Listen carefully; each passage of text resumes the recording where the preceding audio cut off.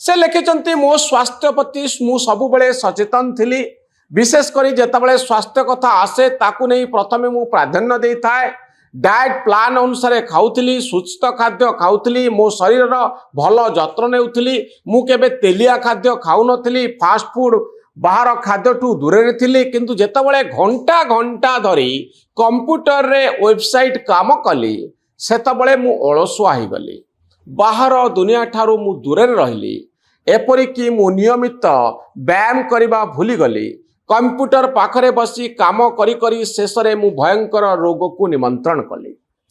मोनिका पुणी लिखिंट लंबा समय स्क्रीन उपरे काम करने परे धीरे धीरे मो उपरे मानसिक चाप पड़ा यही चाप शारीरिक शक्ति को दुर्बल करिबारे लागिला। किछि दिन परे मु देखिली मु चलिला बेले कष्ट अनुभव करुछि घंटा घंटा धरी कंप्यूटर आगरे काम करुथला बेले मोर शारीरिक रूटीन कार्य को मु भूली जाउछि मोर सकाळे चलिबा अभ्यास बंद हो जाइतिला संध्यारे चलिबा कष्ट लागुतिला या परे मो शरीर भितरे किछि व्यतिक्रम हेउथिबार संकेत मु पाइली। मु वेबसाइट रे काम करुथिली से कार्य केवल मानसिक कार्य थिला मु भल खाऊली आउ कंप्यूटर स्क्रीन सहित जड़ित होई घंटा घंटा रहूली सबुदिन भावुली काली व्यायाम करी काली बाहर को जाई बुली आसबि किंतु सेतबेल को विलंब हो जाइथिला।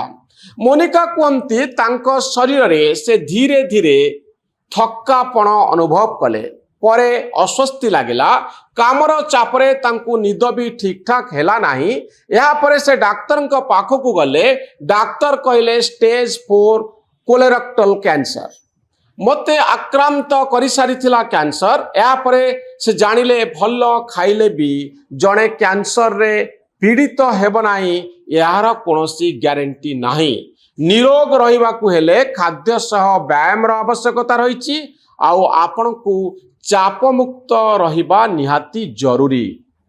घंटा घंटा कंप्यूटर रे जो माने काम करूछंती जो माने चापरे रहउछंती से माने मोनिकांकर जीवन रु अनेक किछि शिखिबा उचित।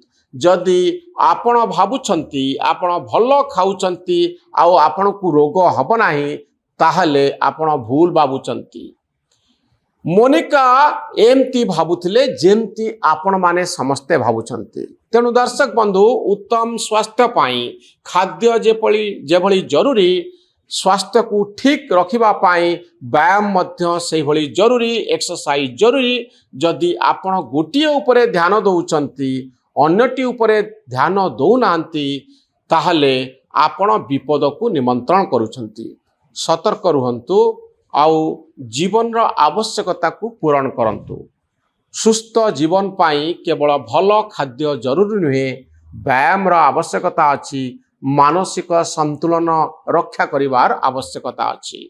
मोनिका चौधरींकर एई पोस्ट को बहुबार पढ़िबार आवश्यकता अछि शेयर करिवार आवश्यकता अछि कारण आम जीवन सहित यह जड़ित।